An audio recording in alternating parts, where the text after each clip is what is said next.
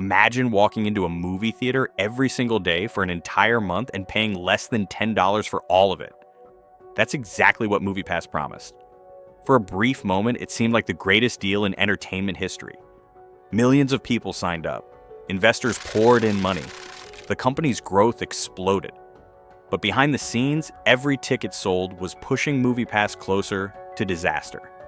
In less than 2 years, one of America's fastest-growing startups would become one of the most infamous business failures of the modern era. This is the unbelievable story of MoviePass, the company that lost millions by becoming too successful. To understand how MoviePass became one of the most talked-about startup failures in modern business history, we first need to understand the problem it was trying to solve. Long before MoviePass entered the picture, the movie theater industry was facing a growing challenge. For decades, movie theaters had been the undisputed kings of entertainment. If you wanted to watch the latest blockbuster, there was only one place to go. The theater experience was deeply embedded in American culture. Friday nights, date nights, family outings, and summer blockbusters all revolved around movie theaters. But by the late 2000s and early 2010s, the entertainment landscape was changing rapidly. Streaming services were beginning to reshape consumer behavior. Netflix was transforming from a DVD rental company into a streaming giant. People were becoming comfortable watching movies from their couches rather than driving to a theater. Consumers increasingly expected convenience, flexibility, and subscription-based pricing. Theaters still attracted large crowds for major releases, but attendance patterns were becoming less predictable. Industry executives worried that younger audiences might be losing interest in traditional moviegoing altogether. While many people saw a problem, entrepreneur Stacy Spikes saw an opportunity. Spikes believed movie theaters could learn from the success of companies like Netflix and Spotify. What if moviegoing became a subscription service? Instead of paying for each ticket individually, customers could pay a monthly fee and enjoy multiple movies per month. Theaters could potentially increase attendance, customers could save money, and everyone would benefit from predictable recurring revenue. At least that was the theory. Stacy Spikes wasn't an inexperienced entrepreneur. Before launching MoviePass, he had spent years working at the intersection of entertainment and technology. He understood how audiences consumed media and believed the future belonged to companies that could bridge traditional entertainment with modern digital experiences. When he introduced the idea, many people thought it made perfect sense. Consumers loved subscriptions. Investors loved recurring revenue. Movie lovers loved discounts. The concept seemed almost destined to succeed. There was just one major problem. MoviePass didn't own any movie theaters. Unlike Netflix, which controlled the content it distributed, MoviePass had no control over ticket prices. Every time a customer used MoviePass to watch a movie, the company had to purchase a regular movie ticket from the theater at full price. That meant the economics were difficult from the very beginning. Still, Spikes believed that once the company reached sufficient scale, MoviePass could negotiate better deals with theaters, leverage customer data, generate advertising revenue, and create partnerships that would eventually make the business profitable. For several years, the company survived with modest growth. MoviePass attracted a small but loyal customer base. It wasn't a household name, but it remained alive. Then everything changed. In 2017, a little-known data analytics company called Helios Matheson acquired a majority stake in MoviePass. The acquisition brought new leadership and a completely different philosophy. Among the key figures involved was Mitch Lowe, a former executive at Netflix and Redbox. His resume gave the company enormous credibility. Investors viewed Lowe as someone who had already helped revolutionize the entertainment industry multiple times. Another prominent figure was Ted Farnsworth, whose ambitious vision centered around aggressive expansion. The new leadership wasn't interested in slow growth. They wanted dominance. And to achieve that dominance, they unveiled a plan that would make headlines across the country. MoviePass slashed its subscription price to just $9.95 per month. The offer sounded impossible. For less than the cost of a single movie ticket in many cities, subscribers could watch one movie every day. Not one movie per month, not one movie per week, one movie every single day. Consumers couldn't believe it. Many assumed there had to be a catch. There wasn't, at least not initially. People rushed to sign up. The app exploded in popularity almost overnight. News outlets covered the story relentlessly. Television programs debated whether MoviePass had just reinvented the movie industry. Business publications called it disruptive. Investors called it revolutionary. Movie lovers called it the greatest deal they'd ever seen.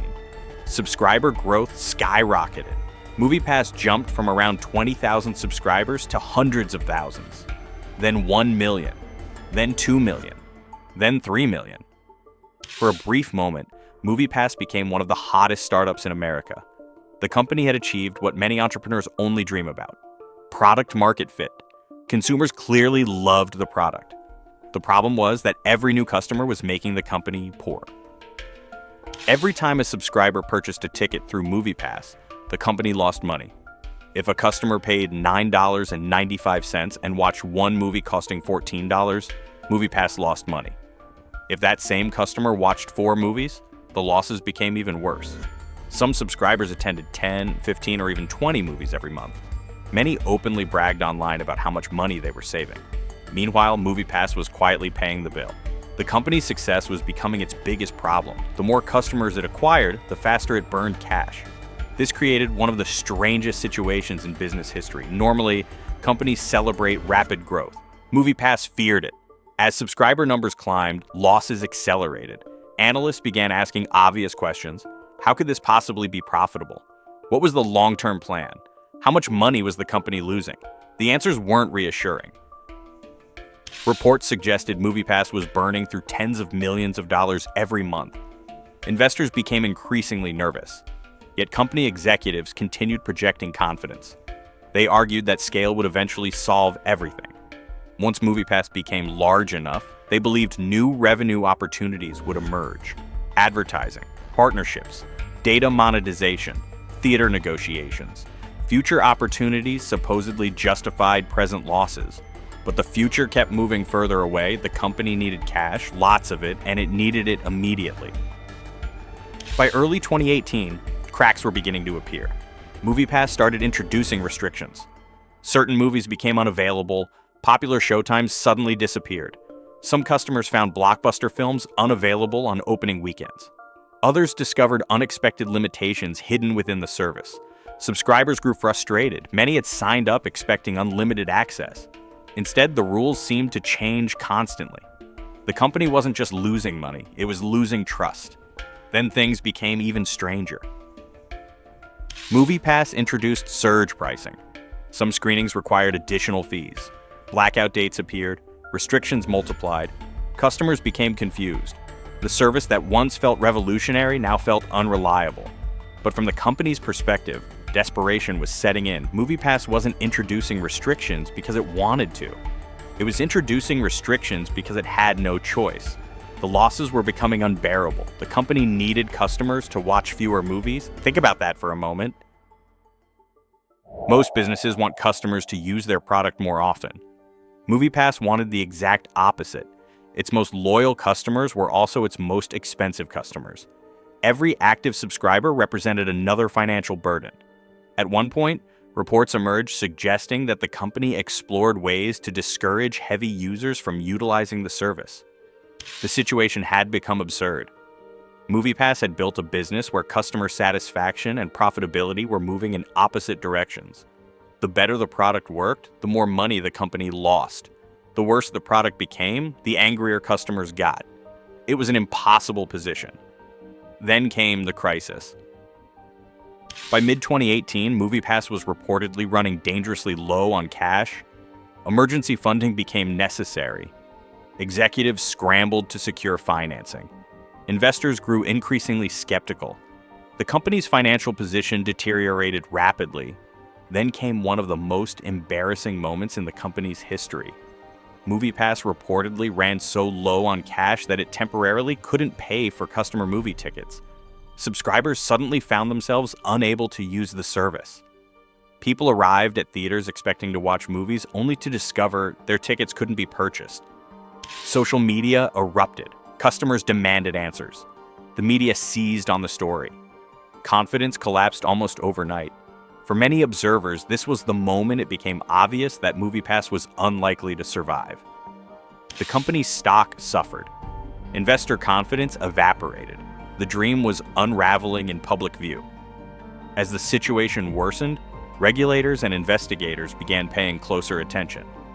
Questions emerged regarding disclosures made to investors. Questions emerged regarding customer data practices. Lawsuits followed. Shareholders alleged they had been misled. Investigations examined various aspects of the company's operations. The startup that had once been celebrated as the future of moviegoing was increasingly becoming a cautionary tale. Employees lost jobs, investors lost money, customers lost trust. The company's reputation was shattered. By 2019, the collapse was effectively complete. Operations were suspended, subscriber numbers plummeted, public confidence disappeared. MoviePass, once one of the fastest-growing subscription services in America, had become one of the most infamous startup failures of the decade. Yet the story doesn't end there. Years later, founder Stacy Spikes would regain control of the company and attempt to bring MoviePass back from the dead. The comeback generated headlines and curiosity. Many wondered whether the original vision had simply arrived too early. Others questioned whether any version of the business model could ever truly work. Regardless of what happens in the future, the original MoviePass story remains one of the most fascinating lessons in modern business. Because MoviePass wasn't wrong about everything. People clearly loved subscription movie services, the demand was real, and in fact, many theater chains would later launch their own subscription programs. The difference was that they owned the theaters. They controlled the economics. MoviePass identified a genuine customer desire but lacked a sustainable way to profit from it. And that's what makes this story so important. MoviePass achieved many of the milestones startup founders dream about. Millions of customers, massive media attention, investor enthusiasm, explosive growth, national recognition. Yet none of those achievements mattered because the underlying business model never worked. Revenue never matched expenses, growth never produced sustainability, popularity never created profitability.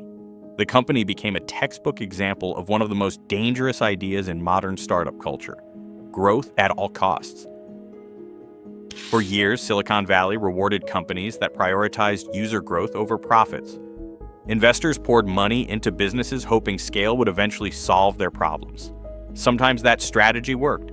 Amazon survived years of losses before becoming one of the most valuable companies in the world. Netflix spent years investing heavily before dominating streaming. But MoviePass was different. Its losses weren't a temporary side effect of growth. They were built directly into the business model. Every customer made the problem worse, and no amount of growth could fix that. In the end, MoviePass offered customers something incredible. Perhaps too incredible. It promised unlimited movies for less than the cost of a single ticket. For movie lovers, it felt like a dream come true. For investors, it became a nightmare, and for the business world, it became a lesson that is still studied today, because when a deal sounds too good to be true, it usually is. MoviePass proved that sometimes a company can become so successful that success itself becomes the reason for its downfall.